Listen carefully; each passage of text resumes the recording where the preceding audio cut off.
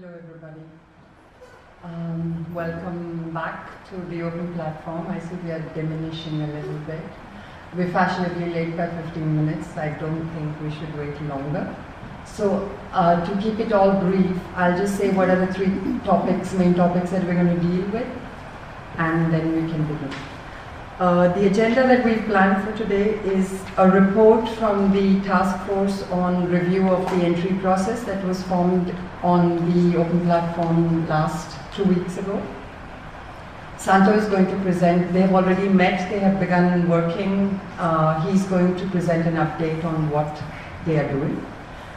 After that, we want to tackle the one point that was looked in last open platform, which was the connection between housing requirements or housing necessity and entry process.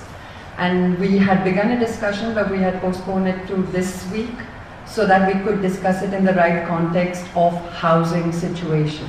So we will look at that point, discuss it, debate on it. And then we have the paper that's been handed out to almost all of you, which is an extract of the various ideas and concerns that came up in the first 3 platform meetings on the housing situation for newcomers. So we'd like to just go through it, add to it, and at some point when we come to the suggestions, to debate on them or come to a general consensus on them.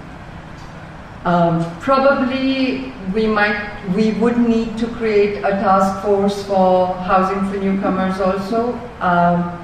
Though housing is a much bigger issue, so maybe at the end of it we should talk about whether it's for housing in general or whether it's for housing for newcomers only. But we can discuss that at the end of the meeting. And also the way forward, as in which topics do we want to move on to next to discuss in the open platform. The rules of the game are as usual. Many of you were here last 1 week ago when there was the land meeting, and Jessie from the RAS had put up some points taken from Sri Aurobindo's words on what's the right conduct for a meeting. Unfortunately, I don't have them here to put it up, but I'm hoping everybody has them somewhere within and responds from that place. We've had raised voices and not very palatable language being used in the meetings, whether it's general meeting or open platform. Please, let's try to refrain from it and try to keep calm. Breathe, count to 10 before you need to speak. To help us in doing that, we want to go back to the talking stick. And for any discussions, questions, queries, we want to use the talking stick. Shanti is going to give a brief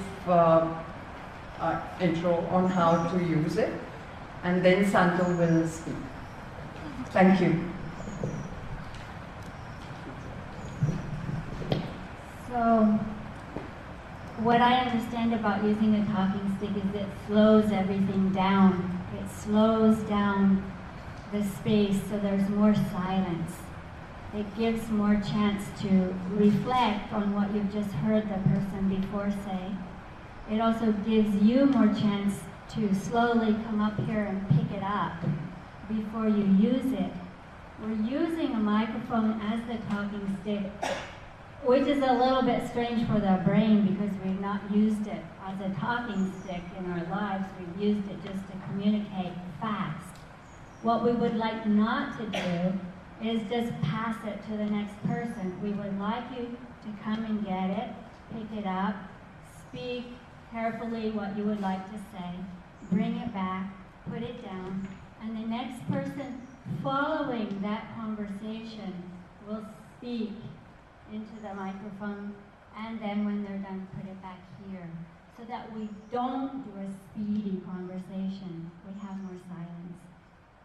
Is there any question about it? Where is the stick? This is the stick. It's a microphone and a talking stick. Any other question?